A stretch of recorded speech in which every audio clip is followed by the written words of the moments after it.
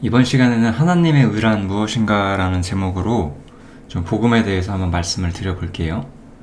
원래 제가 최근에 좀 복음에 대해서 좀 간략하게 다시 한번 말씀을 드리려는 계획을 가지고 있었는데, 그래서 며칠 전에 하나님에 대해서, 죄에 대해서 어느 정도 이야기를 했고, 이제 복음에 대해서 이야기를 이제 할 생각입니다. 근데 이제 왜 제가 하나님의 의에 대해서 좀 말을 하면서 복음을 전하려고 하냐면은, 최근에 제가 뭔가 이렇게 신문기사 하나를 봤거든요. 요건데, 원래 이렇게 컴퓨터를 키면 이런 식으로 이렇게 제목이 딱 보이는데, 이게 되게 좀 제목이 약간 하나님 믿는 사람 보기에 좀 끌리잖아요. 뭔 소린가 궁금하잖아요. 제가 그래서 이걸 눌러봤는데 이렇게 연극이라고 하더라고요. 연극. 근데 이제 내용이 이제 어떤 설교가 있는데, 이제 이 사람이 지옥이 없다라고 설교를 하는 거예요. 목사인데 지옥이 없다라고 설교를 한대요. 여기 보면은 지옥은 없다. 근데 이 사람의 논리가 있어요. 왜 지옥이 없냐? 가장 선하고 숭고한 희생을 하며 죽어간 소년이 단지 크리스천이 아니란 이유만으로 사후 지옥불에 고통받는 구원의 논리를 믿어야 하느냐? 이렇게 말을 해요. 사랑의 하나님께서 이 가련한 소년을 지옥에 보낼 것이냐? 우리가 가는 길만이 유일한 길이라는 독선의 논리를 세상에 설파해야 하느냐? 사실 복음이 이 기독교가 순결하면 순결할수록, 정확하면 정확할수록 세상과 타협점이 없어요. 이런 사람들이 있기 때문에 그런 거죠. 세상은 다양한 가치관, 다양한 생각들을 존중받고 싶어하고, 하나님이 진리고 하나님이 아니라고 하는 것은 다 아닌 건데, 세상은 그러한 생각을 싫어하거든요. 네, 그래서 교회가 분열이 되고 이런저런 이야기가 나온다, 그런 뜻인 것 같아요. 저도 이 내용을 모르니까 그냥 제가 봤던 건 이거였어요. 사람들은 이런 생각을 가지고 복음을 거절을 하는 경우가 많거든요. 그래서 제가 이번에 말씀드리고 싶은 거는, 이 사람의 이 생각이 맞나요? 이게 불의한 거거든요. 복음은 그래서 의로운 거예요. 크리스천이 아니라는 이유만으로 사후 지옥불에 고통받는 게 당연한 거예요. 그게 하나님의 의로우심이거든요. 근데 이렇게 설명하면 안 되긴 하죠. 이거는 뭔가 사실 맥락이 없잖아요. 왜 모든 사람이 지옥불에 들어가야 되는지, 선하고 숭고한 희생을 했다고 해서 그 사람이 의인이 될 수 없는지, 우린 그런 것도 이야기를 항상 나누잖아요. 지난 시간에도 나눴고. 그래서 이 복음에는 하나님의 의로우심이 담겨 있어요. 모든 사람, 하나님을 믿지 않는 모든 사람이 심판을 받는다는 것도 당연한 거예요. 의로운 거거든요. 그래서 이런 점에서 제가 복음은 의롭다라는 것을 좀 말씀을 드리는 게 목적입니다. 그래서 한번 시작을 해보겠습니다. 어쨌든 그럼 왜 아까 말했던 것처럼 가장 선하고 숭고한 희생을 한 사람도 지옥에 가야 하느냐? 지옥에 가야 돼요. 왜 지옥에 가야 되느냐? 이제 그 얘기를 한번 해봐야 되겠죠? 시작해 보겠습니다. 로마서 1장에 보면은 하나님의 진노가 모든 진리를 막는 모든 경건치 않음과 불의에 대해서 하늘로조차 나타난다라고 말을 해요. 그런데 그 이유가 뭐냐면, 사람에게는 하나님을 알만한 것이 보였다라고 선언을 합니다. 사람에게는 하나님을 알만한 것이 보인다는 거예요. 근데 그게 무엇이냐? 하나님의 영원하신 능력과 신성이 그 만드신 만물에 분명히 보여서 알게 된다라고 해요. 성경에서는 생각보다 우주와 세상과 생물, 동물, 식물들을 살펴보라고 해요. 이 모든 것들을 누가 창조했는지 생각해봐라. 이런 구절들이 많이 있습니다. 하나님께서 욥이라는 사람한테 말할 때 내가 우주의 질서를 정할 때 니는 뭐 했냐, 이런 식으로도 말씀을 하신 적이 있어요. 이렇게 사람은 하나님을 알만한 것이 분명히 있지만 하나님 없다고 생각했다는 거예요. 그렇게 하나님이 있냐 없냐부터 시작을 해서 하나님이 없다는 생각, 그것은 사실은 어디서 오는 것이냐, 마음에 하나님 두기를 싫어하기 때문이라는 거예요. 지난 시간에 이야기했었죠? 신이란 존재는 어때요? 마땅히 사람을 심판하는 존재예요. 하나님 두기를 싫어한다는 것은 나보다 더 높은 존재, 나보다 더 거룩하고 의로운 존재에게 내 삶을 평가받기 싫은 거죠. 어린아이들이 나쁜 짓을 할 때는 선생님과 부모님을 싫어하잖아요? 나쁜 짓 하는데 방해되니까? 부모님이나 선생님 못하게 하니까? 그런 거예요. 사람이 하나님 두기를 싫어하는 이유는 자기 뜻대로 살고 싶어서거든요. 상실한 마음대로, 자기 뜻대로 불의, 추악, 탐욕, 악의 길을 가길 원하니까. 악을 도모하고 부모를 거역하고 등등등, 마음에 하나님 두기를 싫어해서, 양심의 목소리에 귀 기울이기를 싫어하기 때문인 거죠. 이러한 명백한 악인들은 반드시 심판이 있어요. 이것에 대해서 사실 신을 믿지 않는 사람들도 어떤 점에서 동의할 거예요. 저희가 이 같은 일을 행하는 자는 사형에 해당한다고 하나님의 정하심을 알고도 안다라고 말해요. 뭐 정말 안다는 의미는 저는 아니라고 보이거든요. 근데 우리는 신이 악인을 심판하는 건 당연하다, 이렇게 우리가 사실 보편적으로 생각하는 경향이 있어요. 근데 이제 아까 그 사람도 어때요? 그래, 악인을 심판하는 하나님은 난 이해가 되는데 저렇게 착한 사람도 왜 심판하느냐, 내가 보기엔 너무 착한데. 그게 이제 사람들이 이 기독교를 배타적이다, 그렇게 주장하는 이유 중 하나죠. 근데 한번 볼까요? 성경은 뭐라고 말을 하냐면 조금 더 나은 사람에 대한 이야기를 해요. 약간 더 나은 사람, 평범한 사람, 착하게 사는 사람. 아마 우리 중 대다수는 다 이럴 거예요. 아주 악랄한 인생을 사는 사람보다는 이렇게 약간 더 나은 사람들, 평범하게 자기 자리에서 묵묵히 일을 하면서 그런 사람들이 더 많죠. 근데 중요한 거는 이런 사람도 하나님의 판단, 하나님의 심판을 피할 길은 전혀 없다라는 거예요. 우리는 여기 있는 악한 사람들, 명백한 악인이 심판을 받는다는 거는 그래, 맞아, 그래야 돼, 이렇게 생각할 수 있어요. 그런데 나는 그렇게 나쁜 사람은 아니야, 이렇게 생각하기가 쉽잖아요.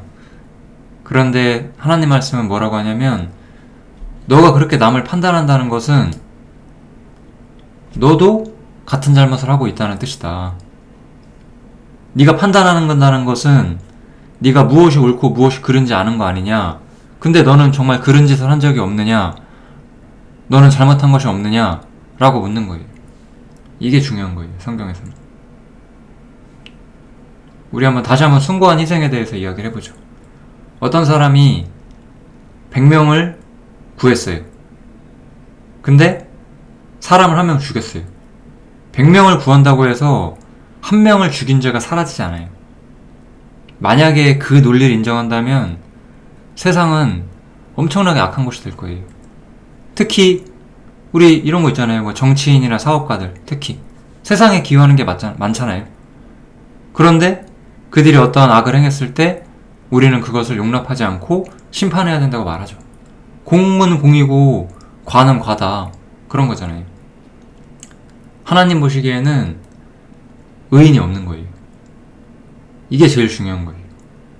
남을 판단한다는 것은 네가 어떤 사람의 불의와 추악함과 탐욕과 악의를 너가 비판한다는 거는 너도 너 안에 불의가 있고 너 안에 추악함이 있고 너 안에 탐욕이 있고 너 안에 악의가 있지 않느냐. 하나님은 그렇게 우리한테 물으신다는 거예요. 항상 이 이야기에 대한 성경은 너무나 좋은 예가 하나 있죠. 우리 어떤 가늠한 여자가 예수님 앞에 끌려오잖아요. 예수님께서 그러시잖아요. 너희 중에 죄 없는 자가 돌로 쳐라. 여러분은 죄 없나요? 이 세상에 죄 없는 사람이 있어요? 없거든요. 그게 중요한 거예요. 하나님 보시기에는 숭고한 희생을 한 의인 같은 건 없는 거예요. 하나님은 너무나 거룩하신 분이기 때문에. 사람은 이러한 생각이 싫은 거죠. 왜 저 사람은 굉장히 나은 사람인데, 근데 아니에요. 죄에 대해서 깨달은 사람들은 우린 알아요.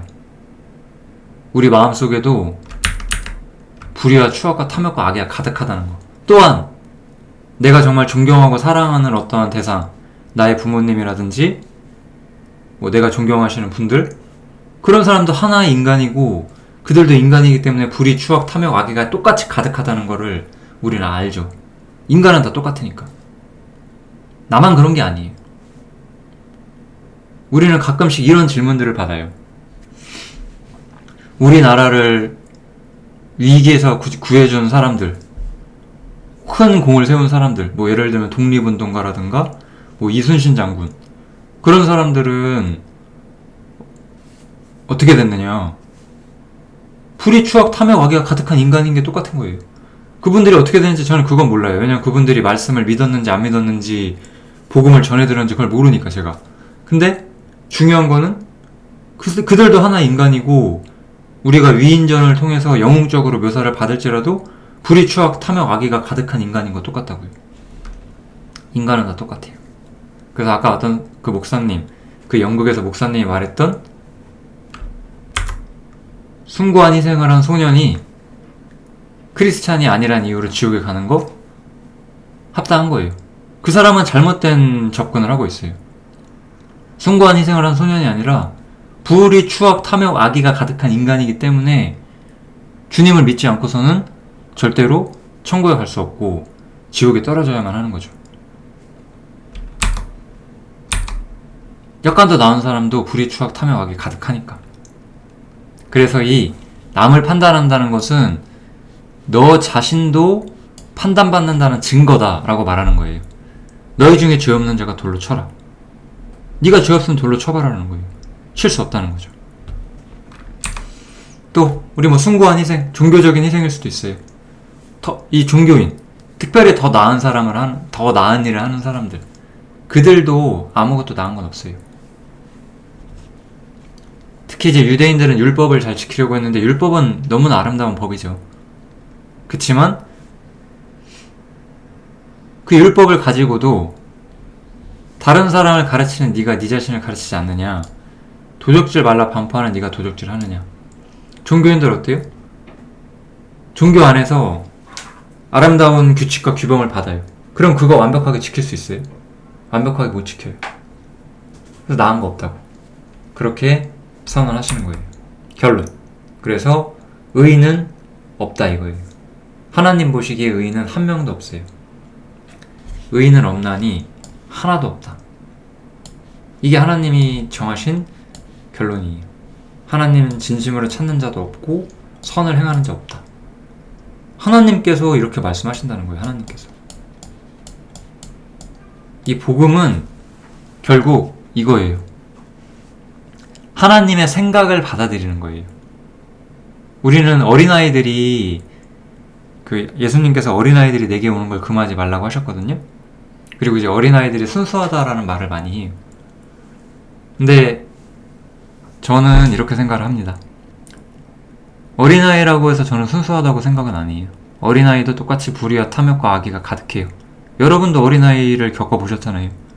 여러분도 어린아이인 시절이 있었잖아요. 어린아이는 불의, 탐욕, 악의가 없지 않아요? 근데 그럼에도 어린아이는 어떤 점에서는 순수하다고 할 수 있는데, 그게 이제 저는 그 점인 것 같아요. 생각, 특히 여기서 말하는 건 자기 생각이죠. 자기 생각이 강하질 않아요, 어린아이들은. 어른보다는 좀 그런 점은 확실히 있다고 저는 생각은 들어요.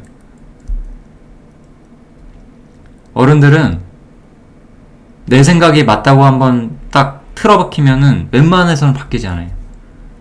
누군가가 옆에서 정말 옳은 얘기 해주고 좋은 얘기 해줘도 씨알도 안 먹혀요. 어린아이들은 그래도 그런 것들이 조금은 들리는 나이인 것은 맞아요. 자기 생각이 형성되면 형성될수록 결국 이건 어떻게 돼요? 자기 생각이 강하면 강할수록 하나님과는 원수가 되는 거예요. 반목하게 되는 거예요. 하나님 생각과는 부딪히는 거예요. 아까 그 목사 어때요? 하나님의 생각과 부딪히는 거잖아요. 복음은 결국 이 하나님의 생각, 하나님께서 모든 사람 어떻게 보시고 그렇기 때문에 어떻게 사람을 구원하실지에 대한 하나님의 의로우신 방법과 생각, 그것을 받아들이는 거거든요. 그래서 자기 생각을 버려야 돼요. 그게 바로 우리가 복음을 믿는 데 있어서 가장 중요한 점이에요. 하나님께서는 또한 세상 사람들이 본질상 진노의 자녀라고도 말씀하셨어요. 사람들은 이런 생각이 싫은 거예요. 하나님께서는 모든 사람이 세상 풍속을 쫓아 산다고 말해요. 근데 이 세상 풍속을 쫓아 사는 것은 공중의 권세 잡은 자, 마귀를 따르는 것이다 라고 말을 해요. 마귀. 세상 사람들은 이 이야기가 너무 싫을 거예요. 왜냐하면 우리가 정말 뿌리박고 사는 이 세상이라는 무대가 있어요. 이 세상이라는 무대 속에서 내가 주인이 되고 싶어하고 높은 사람이 되고 싶어하고 성공하고 싶어하고 다른 사람들의 어떤 그 존경과 부러움의 눈빛을 갖고 싶어하는 인간에게는 그런 마음이 분명히 있거든요. 근데 성경은 뭐라고 말해요? 이 세상은 마귀의 어떤 권세에 잡혀있고 그래서 마귀가 사람을 속이고 사람은 거기로 끌려간다는 거예요. 세상 풍속을 쫓아서 하나님 없다고 생각하고 하나님이 의롭다는 생각을 잊어버리고 살게 만든다는 거예요. 그래서 육체와 마음에 원하는 것을 하면서 여기 보면 어때요? 육체와 마음으로 커다란 죄 지으면서라고 써있지 않아요. 육체와 마음에 원하는 거 하면서 하나님 없이 내 맘대로 사는 것, 그것이 바로 진노의 자녀인 거예요. 이게 싫은 거지. 아까 그런 사람들도 왜 저렇게 숭고한 희생을 했는데 왜 저 사람이 죄인이고 지옥에 가야 되냐? 육체와 마음에 원하는 거 했으니까요. 이게 성경의 판단이거든요. 그래서 율법이라는 것은 무언가를 지키고 그것을 통해서 올바른 사람이 되라고 준 것이 아니에요. 율법에서 숭고한 희생하라고 했어요? 그런 거 아니잖아요. 율법은 오히려 무엇을 말하냐? 모든 입을 막고 온 세상으로 하나님의 심판 아래 있게 하려 한다. 이게 율법의 목적이라는 거예요. 율법의 목적, 지난번 제가 말씀에서도 이야기했는데 살인하지 마라. 다른 사람을 미워하고 욕하고 비난하고 불평했던 모든 것들이 살인이에요. 간음하지 마라. 여자를 보고 음욕을 품는 자마다 마음에 이미 간음하였다. 그런 게 바로 도둑질하지 마라. 마음속으로 탐심을 품는 것이 이미 도둑질과 마찬가지죠. 그게 하나님의 판단이에요. 그게 율법의 본래 목적이에요. 사람이 죄가 있다는 것을 깨닫게 하기 위함. 그러니까 의인은 한 명도 없는 거예요. 그래서 복음이 필요한 거예요. 왜냐면 사람은 의롭질 않아요. 그 사람이 말하는 것처럼 아까 그 영국에서 목사가 말한 것처럼 숭고한 인간 같은 건 없어요. 어떤 점에서 숭고한 일 한두 번을 했을 수 있으나 그렇다고 그 사람이 숭고해지는 건 아니에요. 그래서 인간은 자기 스스로는 하나님 앞에 갈 수가 없어요. 그래서 복음이 필요한 거고 복음 속에는 이 하나님의 의라는 것이 있어요. 하나님의 의로우심이 복음 속에 나타난다는 뜻이에요. 모든 인간이 악하고 모든 인간이 죄인이고 의인은 하나도 없기 때문에 그렇게 놔두면 모든 사람의 심판을 받아야만 해요. 그러니까 하나님께서는 완벽한 구원의 방법을 가지고 세상에 개입을 하시겠다는 거예요. 그래서 차별 없이 모든 믿는 자에게 그 의를 주어서 구원을 하신다는 거죠. 그러니까 이 복음은 차별이 없어요. 믿기만 하면 되고 자신을 인정하기만 하면 되고 자기 생각을 버리기만 하면 되는 건데, 사람이 그걸 버리지 않고 하나님을 없다 하고 하나님의 복음을 부정하기 때문에 지옥에 가게 되는 거죠. 그래서 하나님이 정하신 방법이 구속이에요. 구속에 대해서도 오늘 조금은 이야기를 할게요. 어쨌든 복음을 전하고자 하는 거니까. 모든 사람이 죄를 범하였기 때문에 하나님의 영광에 이르지 못했어요. 그래서 하나님의 영광에, 하나님이 계신 곳에 갈 수가 없게 되었어요. 하나님이 계신 곳에 갈 수가 없기 때문에 결국 지옥에 가는 거예요. 이 말은 이런 뜻이에요. 하나님이 계신 곳이 있어요. 그리고 이제 여기에 세상이 있다고 쳐볼게요. 지금은 하나님께서 세상에 부분적으로 개입을 하시고 구원받는 사람들이 있어요. 이 구원받는 사람들은 일리 넘어오죠. 하지만 하나님의 어떤 계획이 끝나면, 인류 역사가 마치게 되면 여기와 여기는 완전히 닫히게 돼요. 그럼 어떻게 되죠?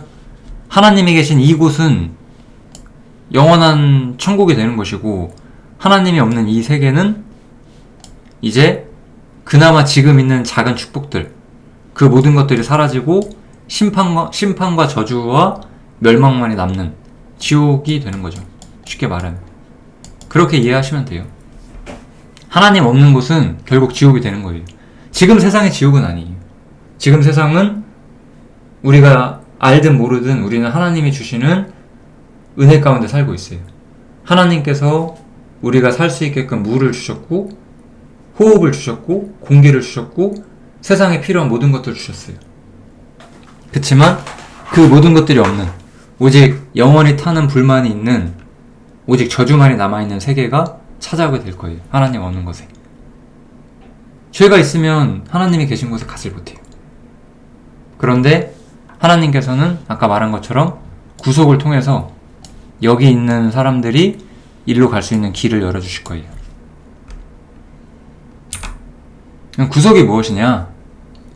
구속이라는 것은 값을 주고 대가를 치른다는 의미가 가장 강해요. 값을 주고 대가를 치른다. 우리가 예를 들어서 어떤 죄를 지었어요. 사기를 치고 살인을 하고 도둑질을 하고 그래요. 그러면은 그 형벌에 마땅한 죄값이 있죠? 징역 5년, 징역 10년, 징역 20년, 무기징역 이런 식으로 딱 있잖아요. 그런 식으로 심판의 대가가 있는 거예요. 우리가 그 심판을 면하려면 대가를 반드시 치러야 돼요. 징역 20년 받은 사람이 사회로 돌아오려면 어떻게 해야 되죠? 징역 20년 살아야 돼요. 웬만해서는 방법이 없어요. 그런 것이 이제 구속이라는 거예요. 그럼 이 구속이라는 것이 무엇인지 우리가 성경을 통해서 조금만 살펴보겠습니다. 고대에 두 사람이 있었어요. 성경 창세기 4장에 기록이 되어 있는데, 가인이라는 사람과 아벨이라는 사람이 있었어요. 이 가인은 땅의 소산을 가지고, 땅의 소산이라면 열매 같은 거죠. 그런 열매들을 하나님께 드렸고, 아벨은 양의 첫 새끼와 기름을 드렸어요. 이 두 사람의 제물이 다 하나님이 받아주시지 않았어요. 하나님께서는 아벨과 그 제물은 연락했지만 가인과 그 제물은 연락하지 않았다라고 말하고, 신약 성경의 히브리서에 보면은 아벨이 가인보다 더 나은 제사를 드렸다라고 분명히 말을 해요. 무엇으로? 믿음 때문에. 아벨은 무엇을 드렸죠? 아벨은 아까 양의 첫 새끼를 드렸고, 이게 땅의 소산으로 제물 드리는 것보다 더 나은 제사였어요. 아벨이 이렇게 양의 첫 새끼를 드릴 수 있었던 것은 하나님에 대한 올바른 믿음이 있었기 때문이다 라고 성경에서 기록을 하고 있죠. 하나님이 원하시는 제사는 땅의 소산이 아니고 양의 새끼였어요. 여기서 또 하나 중요한 것은, 이게 과라는 단어예요. 과. 재물을 연락하실 때 하나님은 그 재물을 준 사람도 같이 평가를 해요.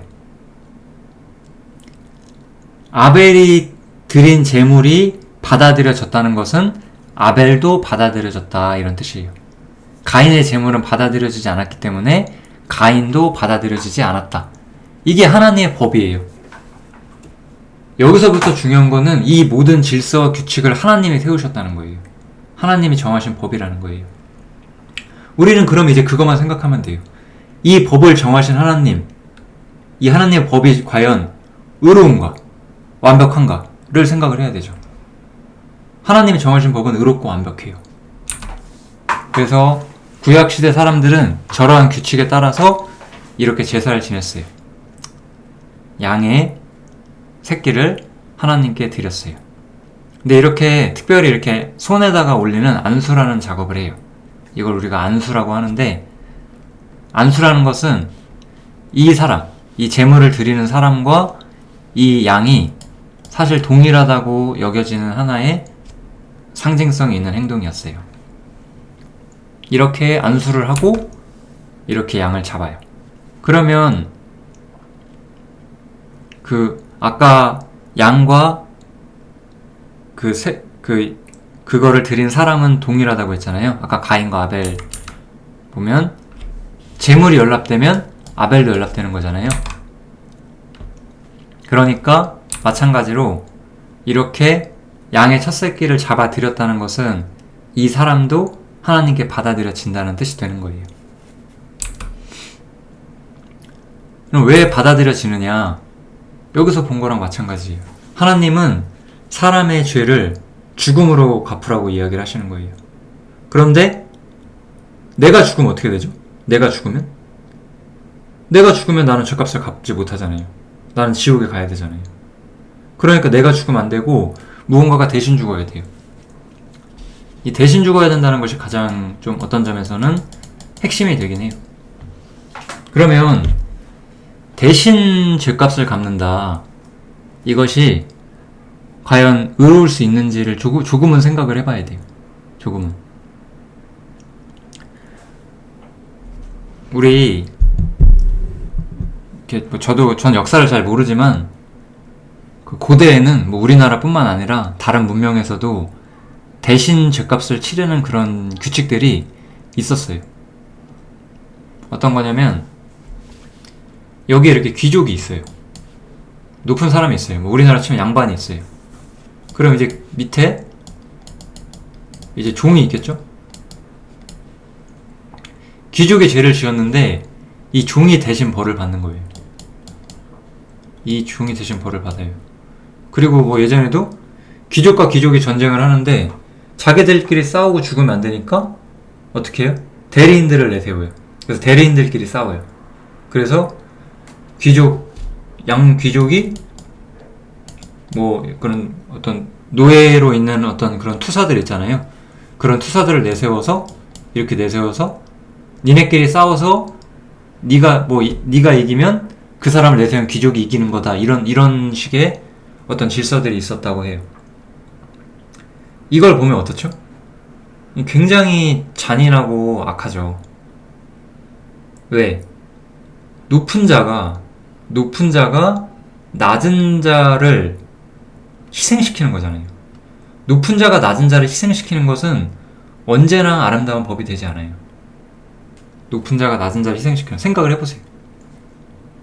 우리 예를 들어서 현대의 어떤 높은 사업가나 재벌들이나 아주 국회의원들 그거보다 더 높은 그런 사람들이 잘못했을 때 어때요? 그 밑에 그 쫄병들, 그 사람들이 다 뒤집어 쓰고 감옥 가고 이런 일 있잖아요. 얼마나 불의해요. 그것이 악해요. 그러니까 사람 대신에 양이 대신 죽는 거는 불완전할 수밖에 없어요. 왜냐? 양은 사람보다 더 열등한 존재잖아요. 열등한 존재를 대신 바쳐서 내가 살아나갈 수 있는 방법은 없어요.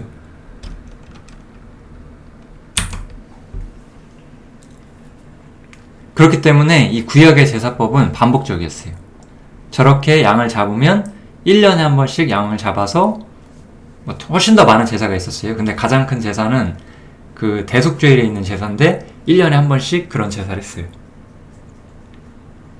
1년에 한 번이었다는 거는 불완전했다는 거죠. 지속적으로 그걸 했었어야 되는 거죠. 그러나 이 제사는 비유였다는 거예요. 비유. 이건 비유기 때문에 섬기는 자의 양심을 온전케 해주지 못했다. 내가 양을 드려도 정말 내 죄가 용서됐나? 그렇게 생각하기가 어려웠다는 거예요. 하나님이 용서해 주신다고 했으니까 그렇겠지라고 믿고 살긴 했지만 양심이 완벽하게 편하지 못했다는 거예요.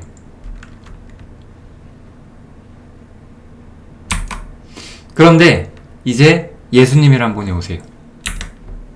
예수님은 누구신가요? 예수님은 하나님이세요. 하나님. 예수님은 하나님의 아들이셨어요.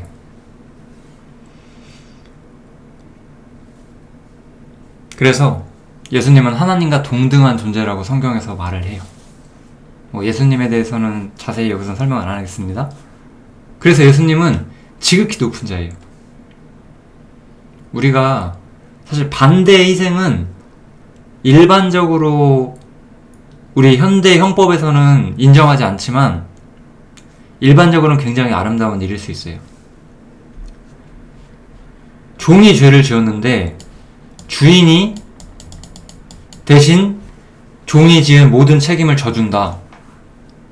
왜 주인이 그런 일을 하죠? 종을 아끼고 사랑하지 않으면 그런 일을 할 리가 없어요. 주인이란 건 그런 존재예요. 주인이 잘못했을 때 종이 대신 죄값을 치르는 거는 종을 사랑하지 않아도 그런 일 생겨요. 주인이 그냥 네가 해버려 이렇게 말하면 종은 거부할 수 없는 입장에 있었거든요. 우리 세상에도 보면 낮은 사람이 윗사람을 거절하지 못해서 잘못된 길 같이 빠지는 경우가 많이 있어요. 그런데 사람은 누군가가 죄를 대신 해결해주지 않고서는 해결될 수가 없고 사람은 이런 종과 주인의 관계로는 해결할 수가 없어요. 왜냐하면 종도 주인이고 주인도 주인이거든요. 부모가 내 죄를 대신 해결해줄 수가 없어요. 왜냐면 부모님도 주인이니까. 월등하게 높은 존재가 나를 위해서 희생을 해주셔야만 하는 거예요. 그게 바로 예수님께서 십자가에 달리시는 거예요. 그걸 바로 우리가 구속이라고 해요. 다시 한번 이제 예수님의 십자가라고 했으니까 이걸 다시 한번 봐보죠. 이 어린 양은 사실은 예수님이신 거예요. 요한복음 1장에 보면 나오잖아요. 보라, 세상 죄를 지고 가는 하나님의 어린 양이로다. 그래서 이 사람은 어린 양을 죽여요. 근데 아까 뭐라고 했죠? 아벨과 그 제물은 연락했잖아요. 그러니까 하나님께서 예수님을 십자가에 못 박으신 것은 예수님을 죽여서 죄값을 받으신 거고, 어때요? 제물을 드린 자와 제물은 동일하게 여겨지는 거예요. 그러니까 예수님이 죽었을 때 나도 죽었다라는 거예요. 그러니까 나는 하나님 앞에 어떻게 된 거예요? 죄값을 이미 치르게 되었다라는 거예요. 이게 하나님께서 정하신 방법이에요. 양은 그런 걸 해줄 수 없고 다른 사람도 그런 걸 해줄 수 없어요. 하다못해 양이나 다른 사람보다 못한 거, 돈이라든지 숭고한 희생 이런 걸 통해서 내가 죄값을 치를 수가 없다고요. 내가 죄값을 치르려면 나보다 월등하게 높은 존재가 내 자리에 서서 대신 죄값을 받아야 돼. 그래서 예수님이 십자가에서 죄값을 받는 거예요. 예수님 자신은 죄가 없으셨어요. 나의 죄값을 받으신 거예요. 그래서 그때 내가 이미 죽었다라고 보는 거예요. 나는 그때 이렇게 예수님이 죽으실 때 나도 여기서 함께 죽었다고 보기 때문에 나의 죄값도 이미 치러졌다는 거예요. 아까도 말했잖아요. 높은 자가 낮은 자를 위해 죽어주는 경우는 없어요. 이거는 사랑이 없으면 할 수 없는 행동이에요. 하나님께서는 모든 사람이 구원을 받으며 진리를 알기를 원하신다고 하셨어요. 하나님께서는 모든 사람이 죄인이고 의인이 아니라는 걸 잘 아세요. 그걸 우리한테 가르쳐 주신 분도 하나님이시잖아요. 그런데 하나님께서는 그러한 사람을 용서하길 바라셨고, 하지만 그냥 그래도 용서해 줄게 그럴 순 없어요. 하나님은 거룩하시니까. 그래서 반드시 죄값을 받아야 돼요. 근데 그 죄값을 누구한테 받으시겠다? 예수님께 받으시겠다. 그렇게 말씀을 하신 거예요. 그래서 예수님의 제사는 완벽했어요. 예수님의 제사는 완벽했기 때문에 영원한 속죄를 이뤘다라고 말을 해요.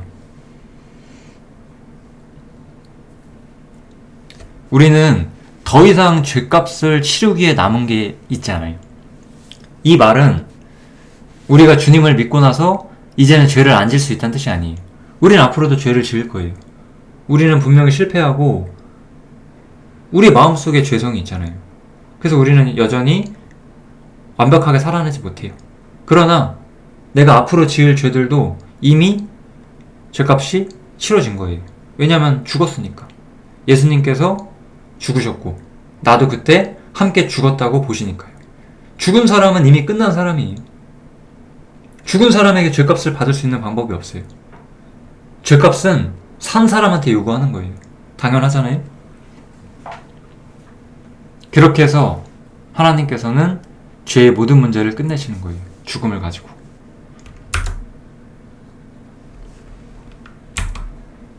그래서 아까 짐승으로서는 우리의 양심을 편안하게 하지 못했어요. 그러나 이제는 흠없는 자기를 하나님께 드린 그리스도의 피가 어찌 너의 양심으로 죽은 행실에서 깨끗하게 하고 살아계신 하나님을 섬기게 못하겠느냐, 이렇게 말해요. 참 성경은 단순하게 말하질 않아요. 어떤 점에서 예수님이 너를 위해 죽었으니까 너는 지옥에 안 간다, 이렇게 말하질 않아요. 오히려 예수님이 너를 위해 죽었기 때문에 너는 이제 하나님 앞에 갈 수 있는 사람이 되었다. 하나님을 당연히 섬길 수 있는 사람이 되었다라고 말하는 거예요. 현재 어떤 일이 일어나는지 말해줘요. 하나님을 섬기는 사람의 결국이 어디겠어요? 천국이겠죠. 그런 얘기를 하는 거예요. 하나님을 섬길 수 없는 사람, 하나님을 거절하는 사람의 결국은 어디겠어요? 지옥일 거예요. 그러나 성경은 하나님께서는 너 이러니까 천국 가, 너 이러니까 지옥 가라고 말씀하시지 않아요. 일반적으로. 거의 대부분 살았을 때 우리의 입장과 위치를 말해요. 우린 살아있을 때 의인인 것이고 의인으로서 죽어서 천국에 가는 거예요. 우리는 살아있을 때 양심이 깨끗해지고 살아계신 하나님을 섬길 수 있는 존재가 되었고, 그러니까 죽으면 천국 가는 게 당연한 거예요. 이런 식으로 설명하는 거예요. 우리는 분명히 앞으로도 죄를 지어요. 그런데 어때요? 우리가 여전히 죄를 지을 수밖에 없는 존재임에도 불구하고 양심이 깨끗해졌어요. 하나님을 마땅히 섬길 수 있는 존재가 되었어요. 왜? 예수님께서 자신의 그 거룩하신 피를 하나님께 바쳤고 우리의 죄값을 다 치르셨기 때문에 나는 이제 하나님께 당당히 말할 수 있는 거예요. 하나님, 저는 이제 하나님께 당당히 나아갈 수 있습니다. 저는 하나님을 섬길 수가 있어요. 그리고 앞으로 영원히 하나님과 함께 영원한 나라에 살 수 있습니다. 이렇게 말할 수 있는 존재가 되었다는 거예요. 이 구절을 다시 한번 볼게요. 여기 보면 영원한 속죄를 이루사 단번에 성소에 들어가셨다라고 말을 해요. 성소라는 것은 일반적으로 하나님이 계신 곳을 의미하고 있어요. 하나님이 계신 곳. 그리고 하나님이 계시지 않는 곳. 아까도 말했죠? 하나님이 계시지 않는 곳에 마지막이 지옥일 수밖에 없다고. 예수님께서는 완전한 속죄를 이루시고 단번에 하나님이 계신 성소로 들어가셨다라고 말을 하는 거예요. 그러면서 이 하나님께 가는 길을 여셨다고 말을 하는 거예요. 이 길을 여셨다. 그래서 예수님께서는 이런 말씀 하신 적이 있죠. 요한복음에서. 나는 길이요, 진리요 이렇게 말씀하신 적 있잖아요. 예수님은 길이세요. 예수님은 길이시기 때문에 하나님께 가는 길을 열어주셨어요. 죄인은 하나님을 섬길 수가 없어요. 하나님과 사람 사이에는 어떤 거룩한 천사, 거룩한 검이 있어요. 칼. 거룩하지 않은 자가 여기 오면 죽어요. 그러니까 사람은 하나님을 섬길 수 없는 존재였고, 섬길 수 없는 존재로서 오히려 하나님을 거부하고 대적하고 살다가 죽으면 지옥에 가는 거였는데, 일로 가는 길을 열었다는 거예요. 그래서 이제 사람은 여기 있을 수가 있는 거고, 여기 있는 사람은 이제 하나님을 섬길 수 있는 사람이 되었고, 영원히 하나님과 같이 있는 사람이 된 거예요. 그래서 이렇게 하나님을 섬긴다라고 이야기를 해요. 이 이야기를 들어보시면 어때요? 이 이야기에는 어떠한 불의함도 없어요. 전능자가 자신의 아들을 사람의 몸을 입혀서 이 땅에 내려보내서 모든 인간의 죄를 위해서 희생하셨다는 거예요. 그를 알지도 못했고 예수님을 알지도 못하는 모든 사람들을 위해서 이미 십자가에 못 박히셔서 하나님께 가는 길을 열었다는 거예요. 이게 불이에요? 이러한 하나님의 완벽한 기준이 있기 때문에 어떠한 선인이라고 할지라도 주님 외에 다른 방법으로 하나님께 올 수 없다는 거, 그것이 불의할까요? 어디에도 불의한 것은 없어요. 그걸 불의하다고 하는 여러분들이 불의한 거예요. 잘못된 자기 생각이 있기 때문에 올바른 하나님의 생각을 인정하지 않는 거잖아요. 저는 이 문제에 대해서는 끝없이 완고할 수 있어요. 왜냐? 하나님의 생각 외에는 인간의 생각이란 건 옳은 것이 없거든요. 그게 복음이에요. 복음을 안 믿는 사람들, 복음을 왜곡하는 사람들, 복음을 제대로 믿지 못한 사람들은 항상 하나님의 생각을 중요하게 생각하지 않아요. 하나님의 법이 중요하지가 않아요. 하나님의 질서가 중요하지 않아요. 자기 생각이 중요한 거예요. 근데 하나님께서 이렇게 정하셨다는 거예요. 하나님께서 예수를 화목제물로 세우셔서 사람들의 죄를 용서하셨어요. 사람들의 죄를 예수님의 대신 심판을 받으셨어요. 그래서 사람에게는 구원의 길이 열렸어요. 이 법을 정하시고 집행하신 하나님이 의롭다라는 거예요. 우리 예를 들어 옛날 왕들을 한번 살펴봐요.